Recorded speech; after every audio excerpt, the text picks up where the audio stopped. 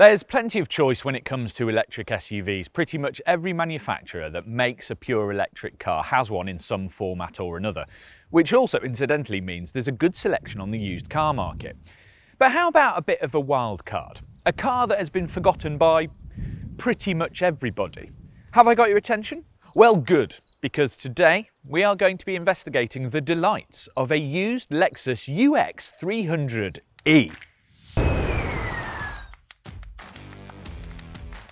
Yes, it is a bit of a wild card here, so if you happen to have had a UX300e, then please do let us know what you think of it in the comments below. Was it awful? Or was it awesome? Let us know. Oh, and don't forget to like and subscribe while you're at it, and have a look at the video we made when the UX300e first came out. Right, let's start with the basics if Lexus's hopscotch of letters and numbers kind of doesn't mean anything to you.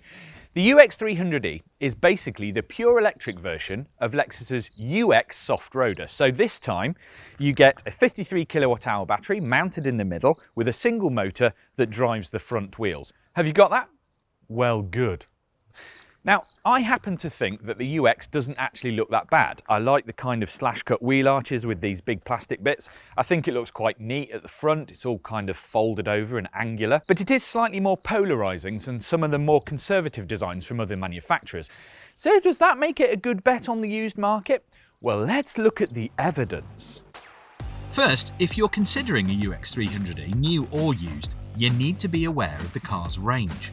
The UX300e isn't a bespoke electric car. There are hybrid petrol UX versions, and Lexus decided that this 300e was more suited to urban driving. So the 300e's relatively small battery means that it'll only get a maximum of 196 miles of range on the WLTP cycle, and much less in winter driving or on a motorway, and then even less on the bigger, better looking wheels. Now, the relatively short range isn't necessarily a problem if that covers your commute, because smaller batteries are better when it comes to the environmental cost of manufacture, and lighter, which has positive effects on efficiency and things like handling.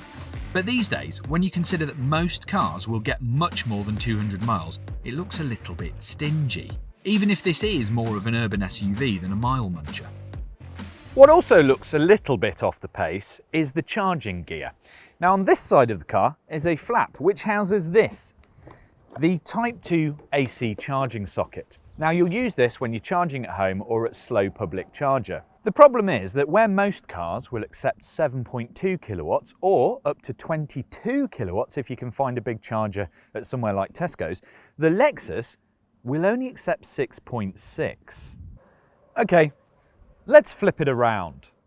Now, on this side of the car is the rapid charging socket, which may look a little bit unfamiliar unless you are a Nissan Leaf owner, because this is a CHAdeMO charging socket, which is a bit like Lexus choosing Betamax when VHS is becoming the norm.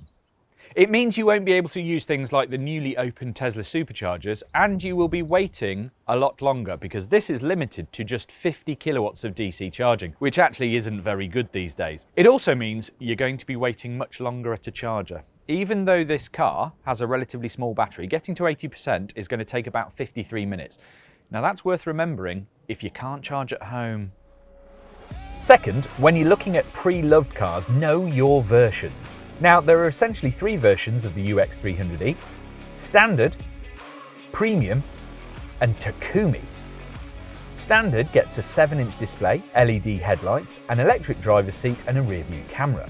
Now, the Premium pack, which is a car exactly like this one, is the most popular version and therefore likely to be the one you'll see most of secondhand. And that adds things like heated and ventilated leather seats, wireless phone charging, and keyless entry, stuff like that. The top spec Takumi pack adds everything, including a much nicer 10.3-inch display in the middle, a Mark Levinson sound system, a head-up display, and a 360-degree camera. Oddly, the Takumi spec is the only one that comes with sat-nav.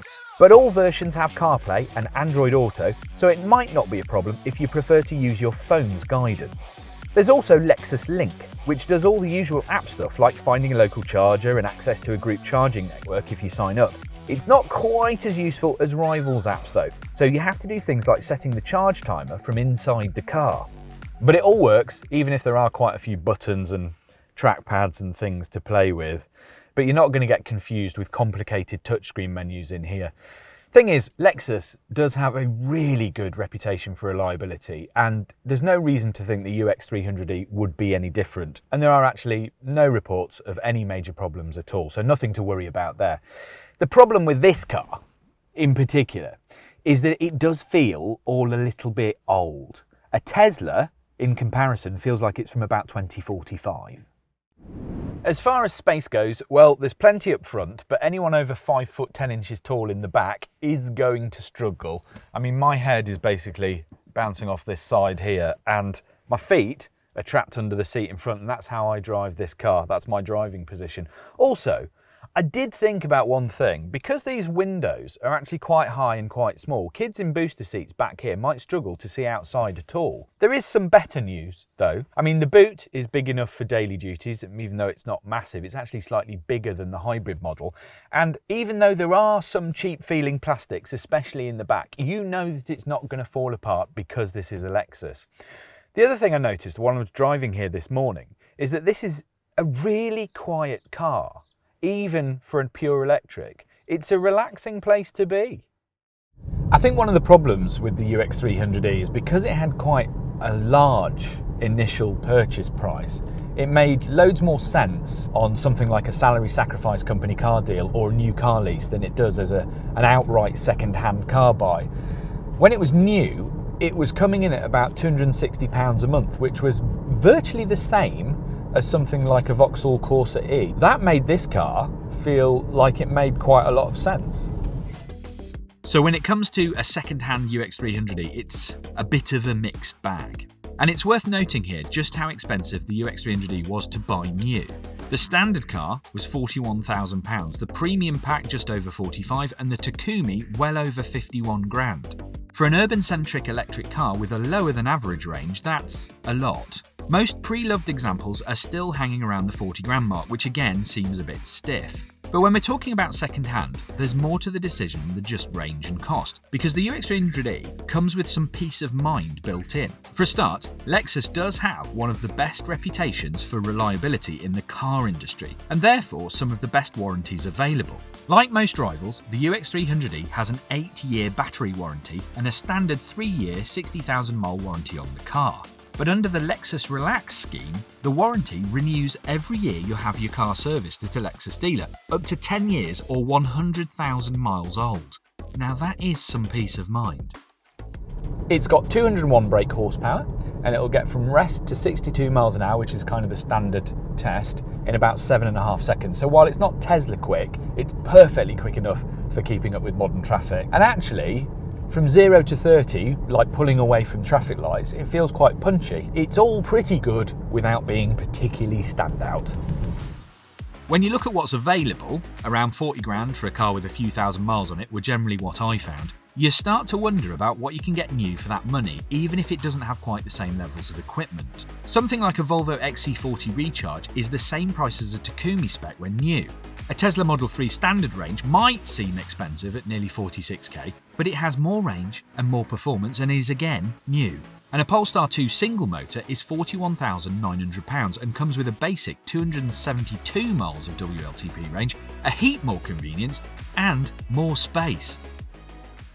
Which means the only conclusion that I can fairly draw is that you're going to have to specifically want a Lexus UX300e to make it a good bet second-hand. It's a car that does have significant shortcomings that are going to be largely addressed by Lexus's new model, the RZ, which is a bespoke electric platform. It's got 250 plus miles of range and all the latest tech. The trouble is that this car, it's perfectly good in isolation, but as soon as it competes with anything else, it doesn't look like great value. Bluntly, there are better things out there for the money. But looking on the ultra bright side, as of this morning, there were twice as many UX300es as something like Audi's Q4 e-tron. So at least you'll be able to get one.